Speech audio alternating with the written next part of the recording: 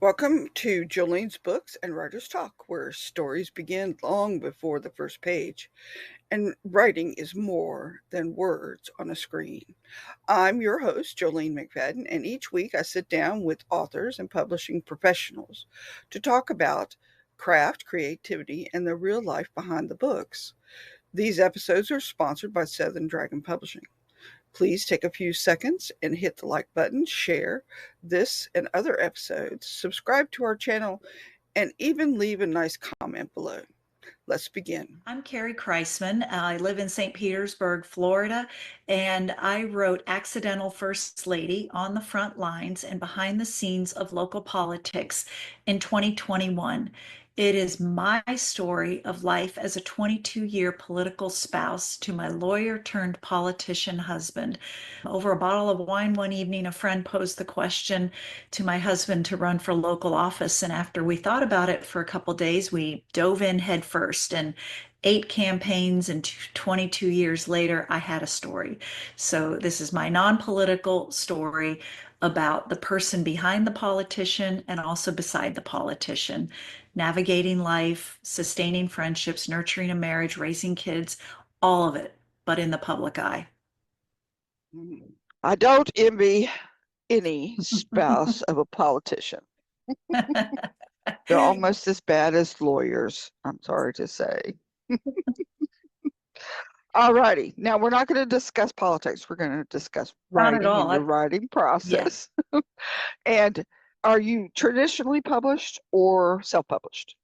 I went through a local press, so it qualifies as a hybrid publisher. I Okay. published with St. Petersburg Press, and they Oh, publish locally themed stories from local authors. So they do vet their books, so they differ from a vanity publisher in that they don't just accept any manuscript. They do vet it and select their authors through a process.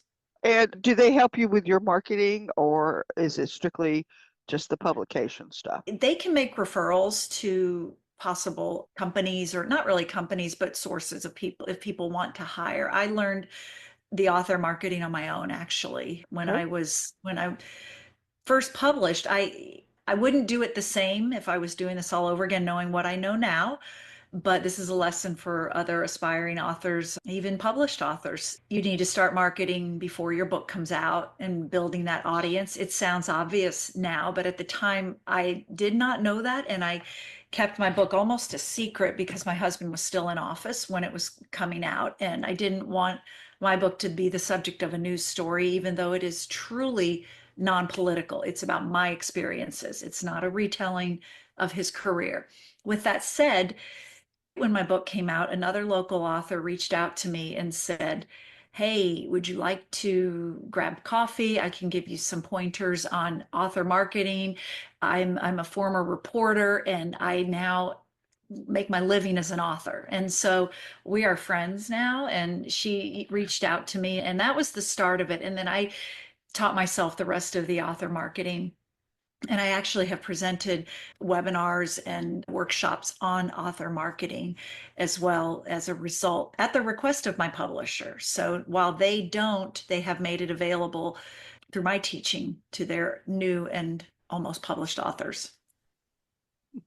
See, they're taking advantage of you there, but they are referring you. Woohoo! Yes. Yeah. All right. Let's see. Are you working on any other type of writing or book now? I have some ideas about a children's book, some early writings, and it has nothing to do with political life or anything like that. And then I'm also fleshing out some ideas about a different type of memoir.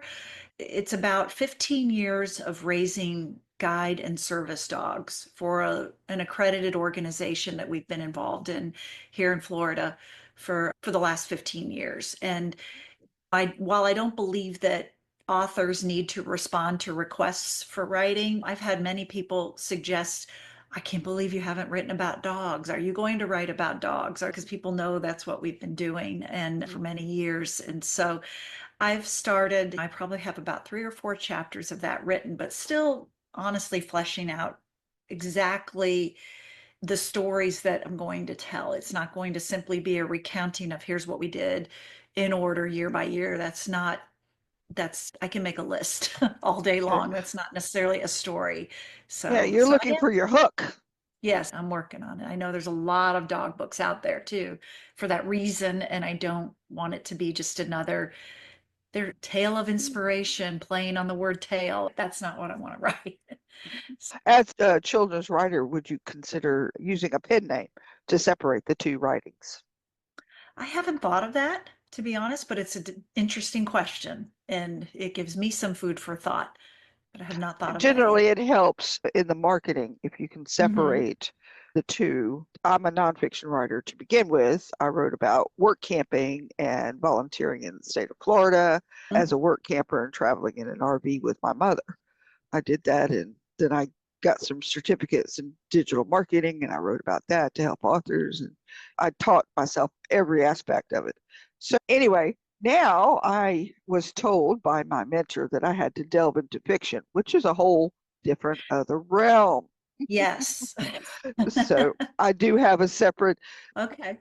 pen name for that, Mhm. Lillian Jade Green. It's a play on my favorite color Oh, and cool. my favorite name. You have to do research to make sure nobody else has your name That's out right. there. Yeah. And the only one I had was born in the 1800s and passed away at the turn of the Hmm. century. Funny enough, I am a historical fiction Mm. lover and a Okay. writer, and now I'm delving into steampunk mysteries. It, Interesting. I have a whole separate social media and website for the her, Wow. the other. And yes, it is confusing and it's a full-time job. I can imagine. Yeah. Let's see. What perspectives or beliefs have you challenged with this particular book? That a political spouse, male or female, but mostly female, is more than arm candy or a stand by your man type of person. And it's truly his career, political career started in 1999 before social media, seems like a long time ago now, and went to 2022, early 2022. And so that things changed a lot within our society and definitely with social media and with me in terms of who I am. We all evolve over a 20-year period. A lot of change is going to happen, but one thing that remained consistent through so many people, with not so many, but a lot, enough, was that I was nothing more than just keeping the home fires burning, propping up my husband. And for part of that time, I did not work, but was raising our kids and was very busy in the community. I went back to work when our son was in kindergarten and I worked and continued to volunteer and do everything that all of us women do. And even within the last year or two of his political career, there were people that still thought that I volunteered at my place of employment. Not the people who work there, but people in the community thought I was a volunteer there. I mean, just the perceptions that people have about politics. Is there a mayor's mansion? No. And that's okay. But about me. So I challenged that perception in that through the stories I decided to tell, I showed resilience. There were things that, like I said, in 20 years, life happens and then some. We went through a house fire. I went through two types of cancer. We raised our kids. We just went through a health scare for my husband during that time. So lots of life happened and just challenging those and also challenging the perception that you are a certain way, even though it's not inherent in my book. Locally, of course, people know which party you are, but they also, that means they put you in a box sometimes. And if you're truly going to be successful, and as a partner to my husband, while not elected, we had to open our minds and open ourselves to everyone, their different thoughts, their different perspectives, because people believe what they believe for a reason. And if you take the time to get to know them, maybe you know why, and you can get past the initial that is after someone's name on their voter ID and get to know them as a person. So but people would make certain assumptions. People make assumptions about people all the time, but they would make assumptions, or that life is easier and full of perks because my husband was the mayor here for 8 years. And that wasn't his only position, but that's what he ascended to, and that's the one he finished at. And like I said, life still happens to everyone, no matter what, but mostly just challenging that the personal part and having to create my personal brand without the benefit of a team or anything. And that's fine. Most of us do not have that, but just that I wasn't just someone's lapdog, if you will. What to you was the hardest scene to write in your book and why? The hardest, what? Scene or chapter to write. There were a few. There was a trip that we had planned for 8 months before his last political race, and a formidable, all opponents are formidable, but this one was highly formidable, entered the race, and it had the propensity to upend our trip. And without trying to sound privileged or first world problems kind of thing, how did I convey the stress that it brought to the idea that we would have to cancel our 25th anniversary trip to Italy? And also without sacrificing, let's say we went to Italy and we come home and he loses the race. Should we have never gone to Italy? It really, that whole getting to the point of deciding whether to go or not to go was very contentious and stressful. We had a whole campaign team trying to tell us what to do, and for good reason. That was their job. Their job is to have him win. That's what they're hired for. But with that said, my challenge was writing it in such a way that it would not come off as, oh, poor thing, she doesn't get to go to Italy. Darn. Life could be worse, without Right. sounding pretentious or privileged, because that's not how it was. I was That's almost 50 25 years years of old. marriage. Yeah. And I'd That's been special. to Europe. So it wasn't like I was this jet setter that, oh, I can go next month or when. This was something we had saved for and planned for. So with that said, conveying that in such a way that it would not come off as offensive to a reader, or that I was whining about a situation that we put ourselves in. Nobody made, and when I say us, it was always a decision for him to run every office he ran, every campaign. It was truly a joint decision. But no one ever made us do any of that. So we knew that we chose this. So I believe I was successful in conveying the struggle and then the resolution of what happened. As women and as partners, we have a certain expectation, I would imagine. And when that's threatened, it makes you feel unloved or unwanted or, Yeah. not important enough to fight for. Yeah. During your writing process, your writing space, what what types of things do you use to help keep you focused on your writing tasks? I really honestly, I try to have a aesthetically clean space, a clear mind. I like to walk, and I like to get some of that energy out before I plan to sit down and write. A lot of times, having gone for a walk provided ideas. So I always have my Right. phone with me, and I use the notes app and would take some notes, or just because I knew that I would think of things if when I was away from the computer. But just that internal motivation and the belief in the story itself that you want to tell, that you have this desire and that it needs to be told. That's what kept me motivated and kept me writing. And as a nonfiction author, on days when I didn't feel like writing for any reason, especially when I was going through chemotherapy, I did well during it. Some days I just didn't feel like doing the brain work of writing, and I would query, because with nonfiction you can query without a complete manuscript and send off certain just chapters or whatever they ask for. They always ask for something different. And this was before, obviously, before I landed with my publisher. I was querying for traditional representation. And so, yeah, I would just do that. But really, just having a clean workspace. I have a beautiful window to look out of with a bird feeder out there, and it's peaceful. And Yeah. That sounds good. I get all my ideas usually when I'm sitting in the shower, just exactly that zoning too. out. And so I need a recorder in the bathroom. Yeah, If you could spend a day with another author of your choosing, whom would it be and why? that's a hard one. I know there's so Oh, many. I mentioned that book, My Brilliant Friend. And Right.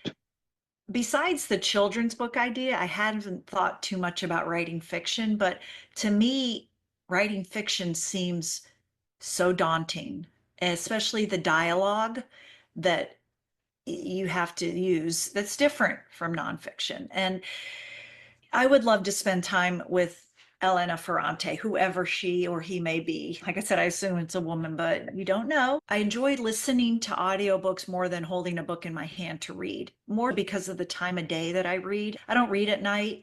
I listen when I walk and or if I'm driving in the car. With that said, I listen, and you can do it with reading as well, words on the page.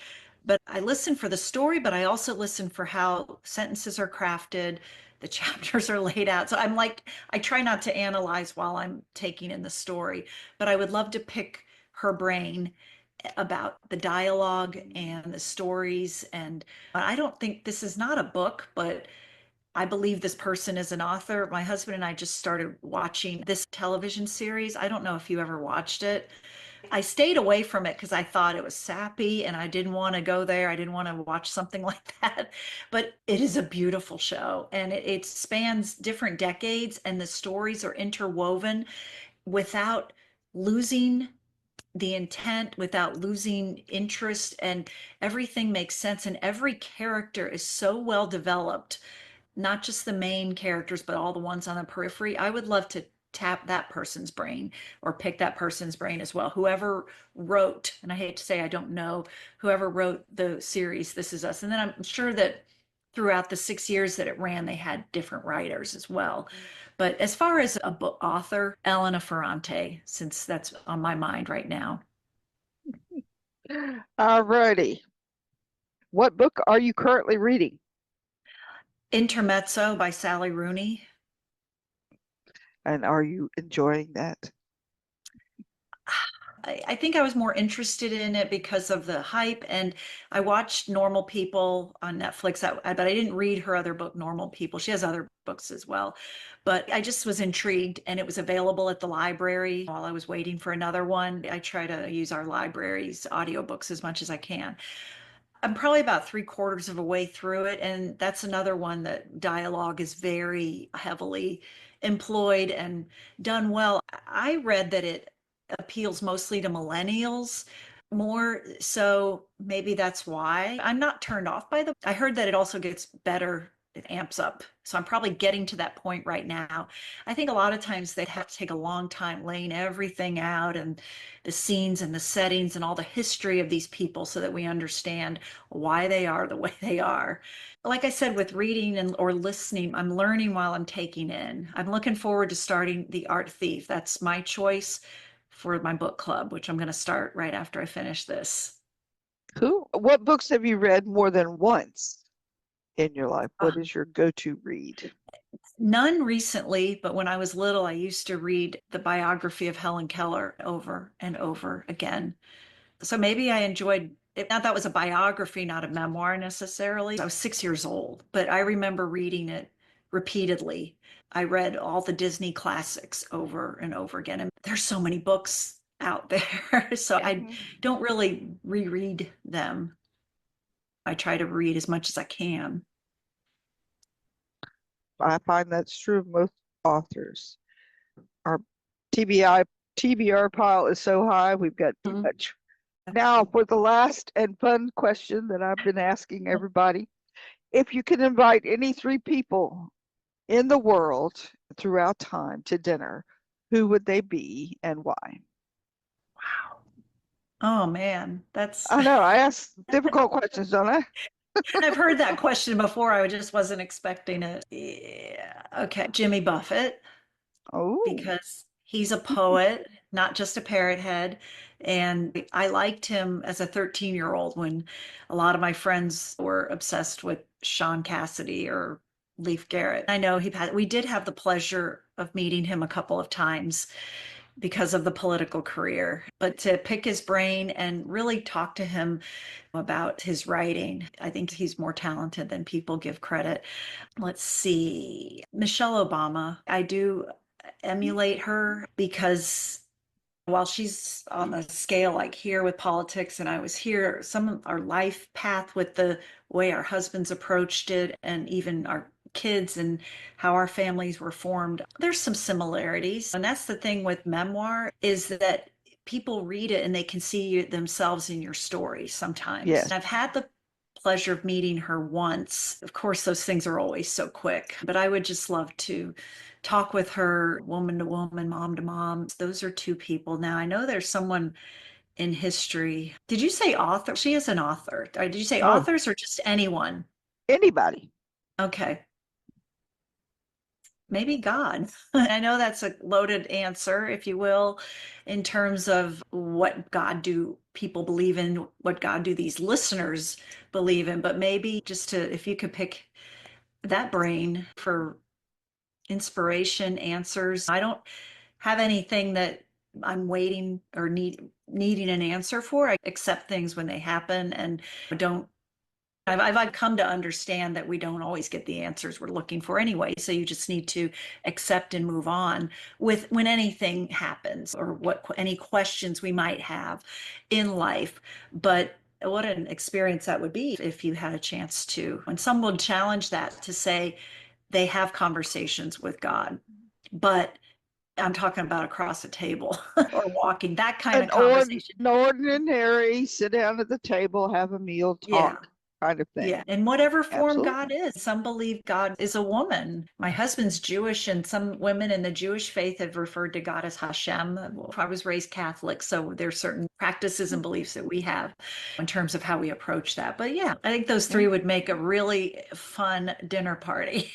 So, Oh, yeah. It'd be very interesting to talk about and ask. yeah. And you may not like the answers, but at least you got to ask them. Hmm. All righty, my dear. Thank you so Okay. much. You've been listening to Jolene's Books and Writers Talk. You'll find links to my guests, their books, and additional resources in the show notes. If this conversation inspired you, follow or subscribe wherever you listen. And join me again next week for another journey into the world of writing.